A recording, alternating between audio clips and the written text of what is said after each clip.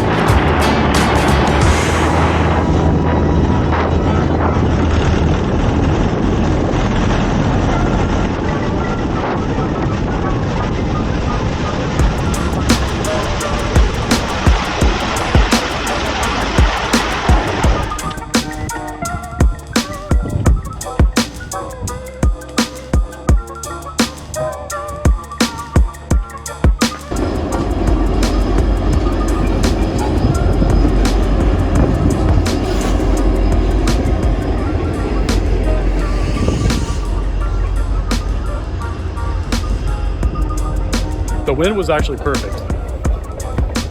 I seem to have a nice headwind coming in. Now I just have a nice walk into town. Once I get closer to the town, I'll video the building where everyone lives.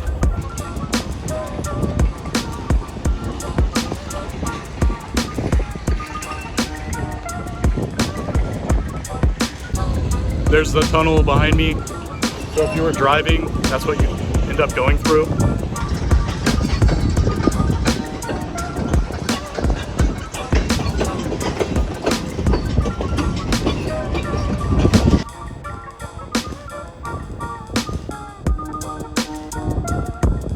I've never actually been on one of the Alaska trains before, but I've been told like the long distance ones are really boring. It just kind of gets old and you're going really slow. I've heard the ones that go like a shorter distance are more fun.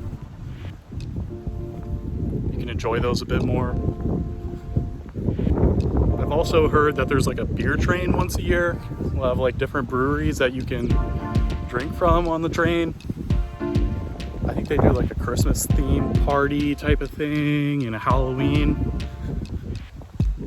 So that might be something worth checking out if you're interested in riding on the Alaska train. So as you can see behind me, there's a big cruise ship docked here. And I believe before 2000, when the bridge was open for cars, that they still had cruises coming here, but everybody that got off here and wanted to go to, say, Anchorage would have to take the train. So I think there's only 3 restaurants. The hydraulics just stopped on the train, scared the crap out of me. But I think there are 3 restaurants here. There is Barley Seafood, and then Fresh Catch Cafe. And I think like one of the inns also has a restaurant. I don't know where I'm gonna eat at yet. It's between Varley's or the Fresh Catch. So I think I'm just gonna wing it once I get over here. All of the restaurants and stores here are mostly aimed towards tourists, as it's a pretty big industry here with all the cruises that come in. And you know, the town itself is not actually that big. There's not a whole lot of people living here. I think a lot of the boats in this harbor are people from Anchorage that come out here during the weekend and will take their boats out rather than having to keep hauling their boat back and forth. I've also been told there's like a 15 to 20 year wait list to get a boat slip in this harbor. I don't know how true that is, but I would believe it.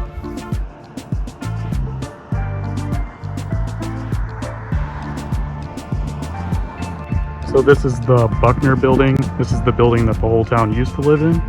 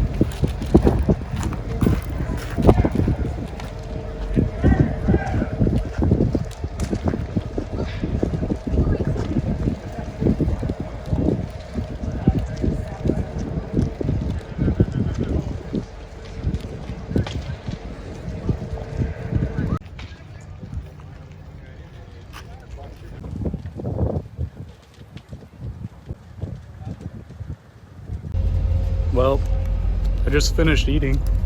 This fire's still going on. Pretty crazy.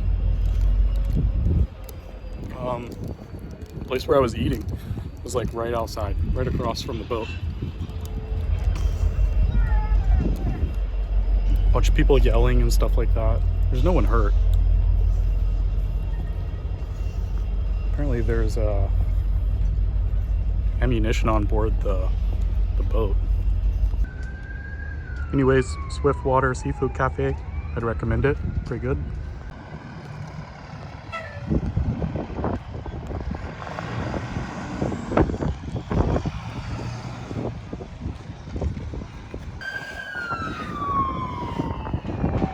The fire truck started to arrive. I started to just walk back to the airplane. There's no sense in just sitting there watching them put it out. You can still see it behind me, the smoke. So I'm really at this point just trying to digest what happened. I was sitting there waiting for my food outside, and I hear this boom, and I look up and I see like pieces of plastic, fiberglass, like in the air. It's like, what the heck? I don't know. At first I thought like someone backed into a boat. So like two boats collided, or a car collided with a boat. And then I heard someone like screaming. So I jumped up and ran out to see what was going on. And there was this boat, you could tell looked a little smoky. And then boom, you hear another explosion. More plexiglass goes flying. There's a lady inside the boat when this was going on. And she comes out. You tell she didn't have pants on or something like that. Because she came out and like her underwear were all in a mess. Sorry, lady, if you're watching this.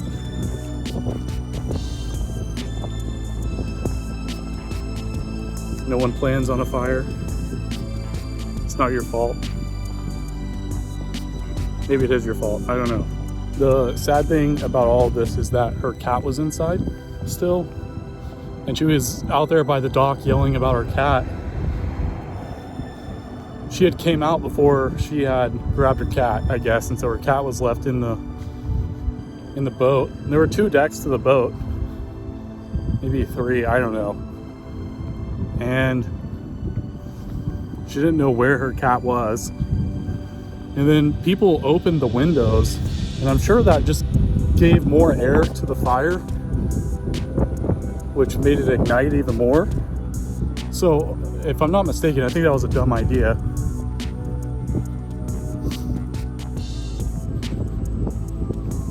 I heard someone yelling that there was like a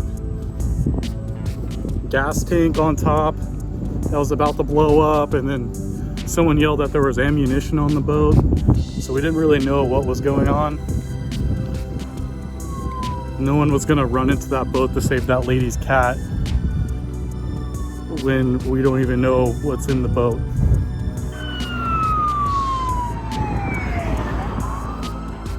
So this is another interesting thing. The fire department didn't arrive until 20 minutes after someone called 911. I was right there beside the person that called 911. It took 20 minutes for them to get here. So I'm guessing that they don't have a fire department in Whittier, because I keep seeing all these fire trucks coming out of the tunnel. So I'm guessing they're coming from like Girdwood. I don't really know where else they'd be coming from. In the future, Whittier Harbor may want to invest in some fire hoses. That's a good idea. There was plenty of water there, you know.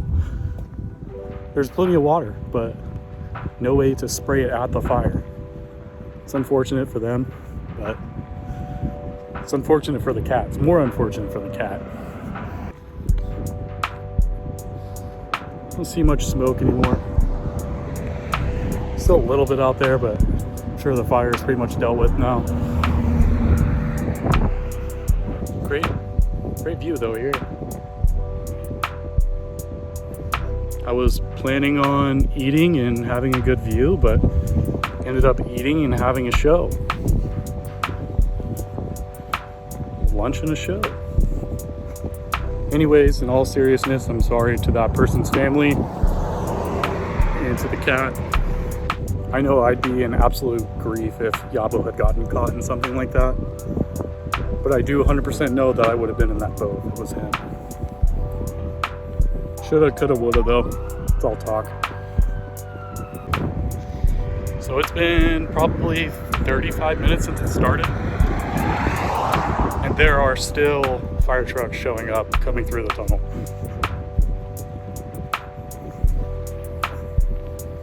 I don't know.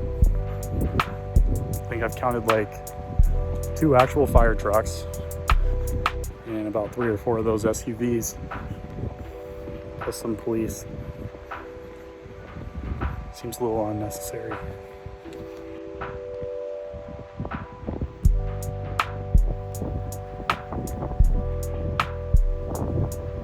Well, the walk back was a lot faster than the walk there.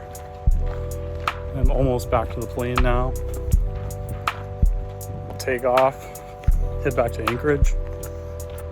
There's this little grass strip that I've been wanting to stop off at. It's right beside the ocean, so I may stop there. On the way here, there's another plane stop there, so if they're still there, then I'll just pass right over it and won't go. Here's the runway. It's pretty sweet. The ocean's right on the other side. Got the mountains here. That's the pass, Portage Pass. If you go back to the Valdez Stoll competition, that's the pass that I fly over like 3 different times to get to Valdez. All right, made it back to the plane. So we'll potentially see you guys in Anchorage.